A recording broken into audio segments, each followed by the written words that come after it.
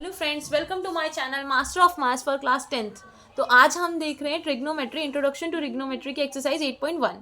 तो question number first, हम इसका इंट्रोडक्शन पढ़ चुके पहले ही, जो यहाँ पर यूज़ होगा, ठीक है।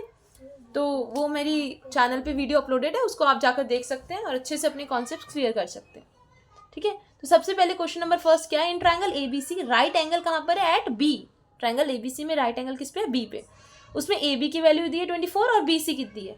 डिटरमाइन, आपको निकालना क्या है, साइन ए और कॉस ए, और सेकंड पार्ट में साइन सी और कॉस सी। तो हम देखेंगे कैसे करते हैं। पहले तो हम ट्रायंगल ABC बनाते हैं ना, तो हम रफी डायग्राम बनाते हैं। किसी दूसरे कलर की पेन से मैं इसको डिमार्क करूँगी। तो आप देखो, ये मैंने बनाया ट्रायंगल ABC, ठीक है। ये एक ट्रायंगल बन गया। इसमें राइट एंगल कहाँ है, B पे। तो ये ध्यान रखना है कि B यहाँ पर होना चाहिए, ठीक है। अब आप चाहे A यहाँ लिखो चाहे A यहाँ लिखो, कोई फर्क नहीं पड़ता। तो मैं A यहाँ लिख रही हूँ, ABC, ये हो गया, ठीक है। अब ABC में AB कितनी दी है हमें वैल्यू, 24, मैंने ये लिख लिया। BC कितनी दी है, 7 और 24 सेंटीमीटर, ठीक है। आपको निकालना क्या है, इसकी value, sine A, cos A, sine C और कॉस C। अगर आपको ध्यान हो इन फंक्शंस का, जो इसकी रेशियो होती है साइन ए, वो क्या होता है हमारा, अगर ट्रिक से याद हो तो वैसे भी, और नॉर्मल याद हो तो वैसे। क्या होता है, साइन ए परपेंडिकुलर अपॉन में हाइपोटेन्यूस, है ना। और कॉस क्या होता है, बेस अपॉन में हाइपोटेन्यूस। तो परपेंडिकुलर तो हमें पता है, चाहे ए हो चाहे सी हो, हाइपोटेन्यूस तो AC रहेगा ना। और इन दोनों में ही हाइपोटेन्यूस का यूज है, तो हमें हाइपोटेन्यूस तो निकालनी पड़ेगी, यानी कि AC की वैल्यू तो निकालनी पड़ेगी। और इसको भी हमने सीखा है कैसे निकालते हैं हम, पाइथागोरस से। तो हम सबसे पहले यूज करेंगे क्या, पाइथागोरस। पाइथागोरस यूज करके हम निकालेंगे AC की वैल्यू, ठीक है। तो हम देख रहे थे हमें क्या निकालनी है, AC की वैल्यू, ठीक है। तो हमने सीखी थी पाइथागोरस थ्योरम। तो अगर हम पाइथागोरस थ्योरम लगाएं इस क्वेश्चन में AC की वैल्यू निकालने के लिए, तो बाय पाइथागोरस थ्योरम हमारा क्या होता है, पाइथागोरस थ्योरम, हाइपोटेन्यूस का square is equal to base का स्क्वायर प्लस परपेंडिकुलर का स्क्वायर। बेस ये भी हो सकता है, परपेंडिकुलर भी हो सकता है, ये भी हो सकता है। किस पे डिपेंड करता है कि एंगल किस हमारा क्या है। अगर एंगल C है, मतलब जैसे यहाँ पर एंगल C है, तो हमारा बेस क्या होगा, मैंने आपको बताया था, जो एडजेसेंट होता है, मतलब जहाँ पर एंगल होता है उसी के साथ वाली साइड बेस हो जाती है। अगर एंगल A है तो हमारा बेस क्या होगा, ये वाला, यानी कि 24, ठीक है। तो पाइथागोरस थ्योरम में हम देखते हैं कि AC का square is equal to AB का स्क्वायर प्लस BC का स्क्वायर, ठीक है, समझ रहे हो आप। अब AC का स्क्वायर तो नहीं पता हमें, तो हम निकालेंगे। AB का स्क्वायर कितना है, 24 का स्क्वायर प्लस 7 का स्क्वायर। 24 का स्क्वायर कितना होता है, 576, ठीक है। और 7 का स्क्वायर कितना होता है, 49। 576 और 49 को प्लस करते तो कितना आता है, 625। आप करके देख भी सकते हो, वैसे ये कैलकुलेशंस याद रहती, बार बार आप करोगे तो आपको ये याद हो जाएगा कि 24 का, हमें कुछ स्क्वायर्स याद करने हैं, जैसे 1 to 30 तक तो एटलीस्ट याद होने चाहिए, ठीक है। तो 24 का स्क्वायर क्या होता है, 576। 576 प्लस 49 इज 625। तो ये आ गया हमारा AC स्क्वायर। हमें तो AC की वैल्यू निकालनी है ना, तो स्क्वायर का ऑपोजिट साइड जाकर क्या हो जाएगा अंडर द रूट। तो AC स्क्वायर हमारा आया था 625, तो AC की वैल्यू क्या हो जाएगी, 625 अंडर द रूट चला जाएगा, ठीक है। हमने स्क्वायर को अपोजिट साइड भेजा तो वो क्या हो गया, अंडर द रूट। तो 625 का रूट क्या होता है, 25, यानी कि AC की वैल्यू हमारी क्या आ गई, 25 सेंटीमीटर। अब हम आसानी से इनकी वैल्यूज निकाल सकते हैं। अब मेन था, हमने निकाल ली AC की वैल्यू। अब आपको बस समझना है कि कैसे हमें एंगल A को और कैसे हमें एंगल C को मतलब देखना है, ठीक है। हमें कैसे इनकी वैल्यूज देखनी। तो बच्चों आप देखो, मैंने क्या किया, ABC, हमने AC की जो वैल्यू निकाली थी ना, मैंने ऊपर से उठा के वहाँ पर 25 सेंटीमीटर डाल दी। देखो ये 24 सेंटीमीटर और 7 सेंटीमीटर तो हमें दी थी। अब हमें कौन कौन सी दो रेशियोज निकालनी है। फर्स्ट पार्ट में हमें क्या निकालना है, साइन A और कॉस A। पहले तो मैं साइन A निकालती हूँ, ठीक है। तो साइन A को मैं कैसे निकालूंगी, साइन A, साइन का मतलब क्या होता है, मतलब इन द सेंस कि साइन की वैल्यू क्या होती है। साइन A हम किससे लिखते हैं, चाहे C हो चाहे A हो, फॉर्मूला तो इसका परपेंडिकुलर अपॉन में हाइपोटेन्यूस ही होता है ना। अब आपको क्या देखना है, क्यों आपको साइन A एक जगह दिया है क्वेश्चन में और एक जगह साइन C दिया है। तो जब A बोला जाएगा तो आपको मैंने जैसे बताया था कि जो एंगल है, जहाँ पर भी एंगल थीटा बन रहा है, अगर एंगल थीटा यहाँ बन रहा है तो एडजेसेंट साइड वो हमारा बेस हो जाएगी, मतलब ये क्या हो जाएगी हमारे बेस, यानी कि 24 सेंटीमीटर हो जाएगा तब बेस। और अपोजिट साइड क्या हो जाएगी, परपेंडिकुलर, यानी कि 7 सेंटीमीटर हो जाएगा हमारा परपेंडिकुलर।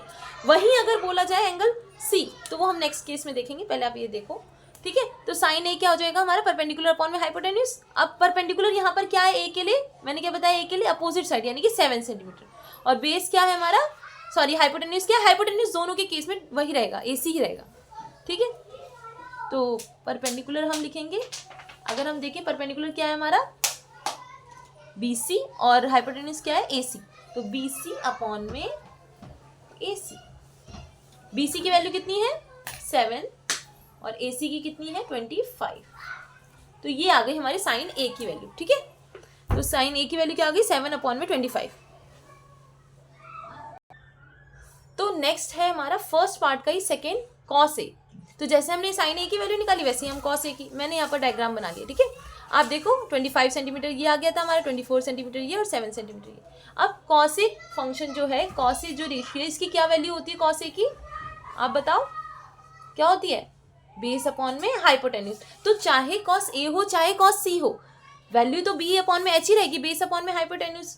अब कॉस A या अभी बताया कि थीटा अगर यहाँ पर बन रहा है तो बेस क्या हो जाएगा हमारा एडजेसेंट साइड यानी कि AB, और हाइपोटेन्यूज दोनों केसेस में सेम रहेगा AC, ठीक है। और तो बेस क्या है हमारा AB और हाइपोटेन्यूज क्या है AC, तो मैंने यही लिखा AB अपॉन में AC। अब AB की वैल्यू कितनी है हमारी, तो आप देखो कितनी है AB की वैल्यू 24 सेंटीमीटर और AC की वैल्यू कितनी है 25 सेंटीमीटर। तो हम लिख देंगे 24 अपॉन में 25। तो कॉस A की वैल्यू कितनी आ गई हमारी 24 अपॉन में 25। यही आपसे पूछा था, बस इतना इजी सा। नेक्स्ट हमारा फर्स्ट सेकंड पार्ट था, है ना। तो सेकंड पार्ट में भी दो थे ऐसे ही, साइन C और कॉस C। तो हम लिखेंगे पहले साइन C। साइन C क्या होता है, वही सेम वही साइन C। एंगल आपने बाद में देखना है, पहले इसका फॉर्मूला लगाना है। साइन C क्या होता है, साइन क्या होता है परपेंडिकुलर अपॉन में हाइपोटेन्यूज। अब अगर एंगल C पे बन रहा है, अगर एंगल C पे बन रहा है, थीटा अगर यहाँ पर है तो बेस क्या हो जाएगा 7 सेंटीमीटर एडजेसेंट साइड इसके, और परपेंडिकुलर क्या हो जाएगा अपोजिट यानी कि AB। समझ रहे हो आप। तो हमारा यहाँ पर क्या हो गया, परपेंडिकुलर क्या हो गया हमारे यहाँ पर AB, और हाइपोटेन्यूज दोनों केसेस में सेम ही रहेगी AC, ठीक है। तो हम लिखेंगे परपेंडिकुलर क्या है हमारा AB और हाइपोटेन्यूज क्या है AC। अब AB की वैल्यू कितनी है, AB की वैल्यू कितनी है 24 और AC की वैल्यू कितनी है 25। तो हम लिखेंगे 24 अपॉन में 25। ये आ गई आपकी किसकी साइन C की वैल्यू। तो सिंपल है, अगर एंगल A पे बन रहा है तो बेस उसके साथ वाला, अगर एंगल C पे बन रहा है तो बेस बस एक चीज आप दिमाग में बिठा लो कि जिस पे एंगल बन रहा है वो बेस हो जाएगा, उसी पे वहीं पर बेस होगा। अगर एंगल C पे बन रहा है तो बेस BC, अगर एंगल A पे बन रहा है तो बेस AB, और परपेंडिकुलर क्या हो जाएगा फिर, तो जो दूसरी साइड है अपोजिट वो वाले, है ना। मतलब अगर बेस BC है तो परपेंडिकुलर क्या होगा AB, अगर बेस AB है तो परपेंडिकुलर क्या होगा BC, और हाइपोटेन्यूज चाहे एंगल A पे बने चाहे एंगल C पे सेम ही रहेगा AC, ठीक है। तो अब हम देखते हैं साइन C हो गया हमारा, नेक्स्ट है हमारा कॉस C। सेकेंड पार्ट का सेकेंड पार्ट कॉस C। अब कॉस C, कॉस रेशियो की वैल्यू क्या होती है हमारे पास, हमने ट्रिक से याद किया था, क्या याद किया था पापा BRP हो गया, हाँ बेटा, तो बीच वाला आता है, तो बेस अपॉन में हाइपोटेन्यूज। तो कॉस क्या होता है हमारा बेस अपॉन में हाइपोटेन्यूज। अब जब एंगल C पे है तो बेस क्या होगा BC और हाइपोटेन्यूज क्या हो जाएगी हमारी AC, ठीक है। तो हम लिखेंगे बेस क्या हमारा BC और हाइपोटेन्यूज क्या हो जाएगी हमारी AC। BC की वैल्यू कितनी है हमारी बताओ 7, और AC की वैल्यू कितनी है 25। तो क्या आ जाएगा हमारा 7 अपॉन में 25। तो कॉस C की वैल्यू क्या आ जाएगी हमारी 7 अपॉन में 25। तो ये हमारा फर्स्ट क्वेश्चन कंप्लीट हुआ। इसमें ऐसे आपको फर्स्ट पार्ट के दो थे साइन A कॉस A की वैल्यू निकालनी थी, और सेकंड पार्ट के दो थे साइन C और कॉस C की वैल्यू, तो हमने निकाल ली। अब आपको समझ में आ गया होगा कि कैसे करना है ना। तो आपने कंफ्यूज नहीं होना है कि आपको एंगल कौन सा पूछा है। जो एंगल पूछा है, जो भी एंगल बोला है, अगर ए बोला है तो ए के साथ वाली साइड एडजेसेंट जिसे बोलते हैं वो हो जाएगा बेस। अगर एंगल सी बोला है तो उसके साथ वाली साइड क्या हो जाएगी, बेस। ठीक है, बस सिंपल ये ध्यान रखना है आपने। सो स्टूडेंट्स, सेकेंड क्वेश्चन है ये। इसमें क्या बोला है, find tan b minus cot R. तो आपसे बोला tan b minus cot R की आपको वैल्यू फाइंड करनी है और फिगर आपको दे रखी है क्वेश्चन में। ठीक है, तो ये फिगर दे रखी है पी क्यू आर की, जिसमें आपको एंगल पी पे भी बन रहा है और एंगल आर पे भी बन रहा है। ठीक है, तो उसके जैसे हमने पीछे क्वेश्चन में किया वैसे ही ध्यान रखना है आपको। लेकिन tan क्या होता है हमारा, क्या होता है tan की वैल्यू, परपेंडिकुलर अपॉन में बेस, और कॉट क्या होता है, बेस अपॉन में परपेंडिकुलर, है ना। तो अगर आप tan को देखो तो परपेंडिकुलर और बेस चाहिए हमें। यहाँ पे परपेंडिकुलर तो है लेकिन बेस नहीं है। चाहे परपेंडिकुलर ये हो चाहे ये हो, है ना, एंगल के ऊपर डिपेंड करता है। लेकिन हमें चाहिए तो दोनों में से। अब हमें ये निकालना पड़ेगा पहले, किससे, बाय पाइथागोरस। तो जैसे हमने पीछे किया था सेम वैसे ही करेंगे हम, पाइथागोरस लगाएंगे। सबसे पहले पाइथागोरस थ्योरम क्या कहती है, बाय पाइथागोरस थ्योरम, आप लिखोगे ऐसे, बाय पाइथागोरस थ्योरम हाइपोटेन्यूज का स्क्वायर क्या होता है, बेस का स्क्वायर प्लस परपेंडिकुलर। हाइपोटेन्यूज क्या है, पी आर, यानी कि 13। तो आप लिखोगे पी आर का square is equal to P Q का स्क्वायर प्लस क्यू आर का स्क्वायर। ठीक है, पी क्यू का स्क्वायर प्लस क्यू आर का स्क्वायर। अब पी आर की वैल्यू कितनी है, 13 का स्क्वायर हो गया। पी क्यू की कितनी है, 12 का हो गया। क्यू आर नहीं पता, क्यू आर भी निकाल लेंगे हम यहाँ से, सिंपल। 13 का स्क्वायर कितना होता है, 169। ठीक है, 169 लिखो। 12 का कितना होता है, 144। और क्यू आर, तो क्यू आर अपनी जगह पे रहेगा। अब हमें निकालनी क्यू आर स्क्वायर की वैल्यू है ना, तो इन सबको हम अपनी जगह से हटाएंगे, मतलब क्यू आर को अकेला छोड़ेंगे। कैसे, क्यू आर अपनी जगह पे रहेगा, क्यू आर स्क्वायर बन के, और ये क्या हो जाएगा 169, ये प्लस 144 है, इसको हटाएंगे यहाँ से तो क्या हो जाएगा माइनस 144। 169 में से 144 माइनस करके देखिए क्या आता है, 25। ठीक है, क्यू आर का स्क्वायर क्या आ गया, 25। तो क्यू आर क्या हो जाएगा, मैंने आपको बताया था, अगर इस साइड स्क्वायर है तो हमें अगर वैल्यू निकालनी है तो हम अपोजिट साइड भेजते हैं, तो वो क्या हो जाता है अंडर द रूट। तो 25 का रूट तो पता है सबको, क्या होता है 5। तो क्यू आर की वैल्यू क्या आ गई हमारी यहाँ पर, 5 सेंटीमीटर। समझ गए। अब ये तो हमें पता चल गया, 5 आ गया हमारा क्यू आर, यानी कि हाइपोटेन्यूज भी अब हमें पता चल गया। अब हमें ये जो रेशियोज है tan p और cot r, पहले इनकी वैल्यू निकालनी होगी। तो बच्चों हमने क्यू आर की वैल्यू भी निकाल ली, कितनी आई हमारी 5 सेंटीमीटर। हमें निकालना क्या, tan p minus cot r। इसका मतलब हमें पहले tan p की वैल्यू निकालनी पड़ेगी और cot r की। तो tan p क्या होता है हमारा, हम करते हैं, तो हमें निकालनी value tan p minus cot r की। ठीक है, तो tan p की वैल्यू हम कैसे निकालेंगे, हमें पता है tan p क्या होता है, परपेंडिकुलर अपॉन में बेस। आप ट्रिक से लिख लेना एक साइड में ट्रिक। ठीक है, तो tan p हम लिखेंगे, tan p क्या होता है हमारा, परपेंडिकुलर अपॉन में बेस। अब एंगल P पे बन रहा है, आप देखो एंगल किस पे बोल रहे हैं, tan P पे, मतलब थीटा कहाँ है, यहाँ। तो अगर थीटा यहाँ बन रहा है तो बेस क्या हो जाएगा हमारा, इसी के साइड वाला, मतलब ये एडजेसेंट साइड 12 सेंटीमीटर। और अब परपेंडिकुलर क्या हो जाएगा, क्यू आर।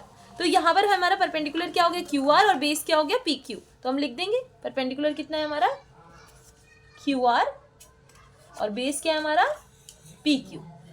ठीक है, तो कंफ्यूज नहीं होना है। बच्चे क्या सोचते हैं, वो नॉर्मल ट्रायंगल देखते हैं कि हाँ भाई बेस तो यही होता है जिस पे ट्रायंगल दिख रहा है हमें, और हाँ, बच्चों शुरू से वो यही सोचते हैं ये 90 डिग्री है तो ये परपेंडिकुलर, ये बेस। लेकिन ऐसा नहीं होता, हमारा किस पे डिपेंड करता है, ये परपेंडिकुलर और बेस एंगल्स पे। अगर एंगल यहाँ पर है तो बेस ये है, अगर एंगल ये है आर तो बेस ये। तो यहाँ पर बेस क्या है हमारा, पी क्यू, और परपेंडिकुलर क्या है हमारा, क्यू आर। तो पी क्यू की वैल्यू कितनी है हमारी 12 सेंटीमीटर और क्यू आर की 5। हम लिख देंगे 5 अपॉन में 12। समझ रहे हो आप कि कैसे आपको करना है, तो हम लिखेंगे 5 अपॉन में 12। तो tan p आ गया हमारा 5 अपॉन में 12। ऐसे हम cot r की वैल्यू निकालेंगे। अब cot r की वैल्यू कैसे निकालेंगे,